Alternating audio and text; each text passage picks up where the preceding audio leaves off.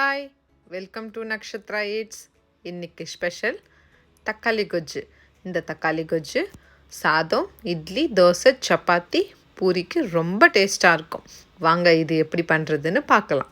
இப்போது பேனில் தேவையான அளவு எண்ணெய் ஊற்றிக்கணும். எண்ணெய் சூடானதுக்கப்புறம் அதில் 1/2 ஸ்பூன் கடுகு, 1/2 ஸ்பூன் சீரகம் போட்டுக்கணும்.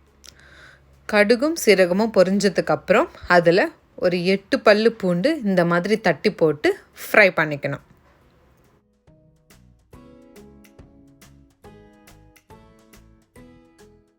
பூண்டு ஃப்ரை ஆனதுக்கப்புறம் அதில் 3 வெங்காயத்தை இந்த மாதிரி பொடியாக கட் பண்ணி போட்டு ஃப்ரை பண்ணிக்கணும்.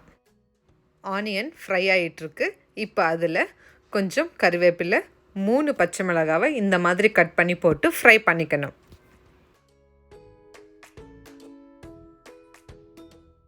இப்போது அதில் இந்த தக்காளி கொஜ்ஜுக்கு தேவையான அளவு சால்ட் போட்டு ஆனியன்ஸை நல்லா ப்ரௌன் கலர் வர வரைக்கும் ஃப்ரை பண்ணிக்கணும்.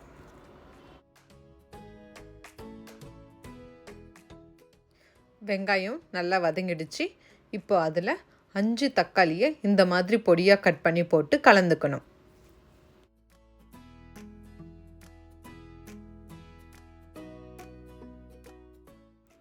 கலந்ததுக்கப்புறம் 1/4 ஸ்பூன் மஞ்சள்தூள் போட்டு கலந்து தக்காளி நல்லா சாஃப்டாக வேகிற வரைக்கும் அப்பப்போ கலந்து விட்டு மூடி போட்டு வேக விடணும்.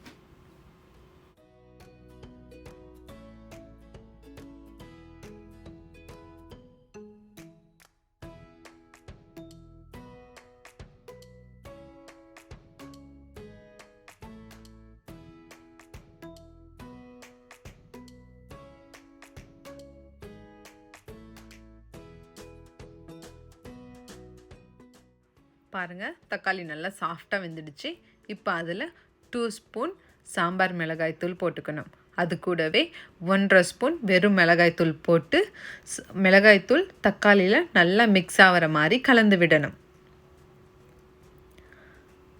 கலந்ததுக்கப்புறம் 1 நிமிஷம் வரைக்கும் மூடி போட்டு வேக விடணும். இப்போ பாருங்கள், ஆயிலெல்லாம் டிவைட் ஆகிடுச்சு. இப்போ அதில் 1/2 கிளாஸ் அளவுக்கு தண்ணி ஊற்றி நல்லா கலந்ததுக்கப்புறம் அப்பப்போ கலந்து விட்டு 5 நிமிஷம் வரைக்கும் மூடி வச்சு வேக விடணும்.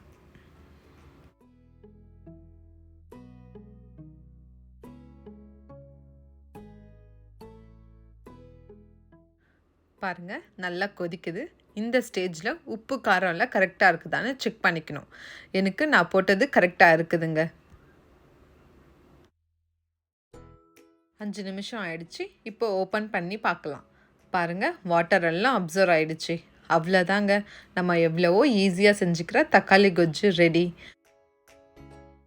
இப்போ அதில் கொஞ்சம் கொத்தமல்லி போட்டு கலந்து சுட சுட சாதத்தில் நெய் போட்டு சாப்பிட்டா ரொம்ப டேஸ்ட்டாக இருக்கும். நம்மளுக்கு சீக்கிரமாகவும் சிம்பிளாகவும் ஏதாவது கறி பண்ணணுன்னா அது தக்காளி கொஜ்ஜு தாங்க.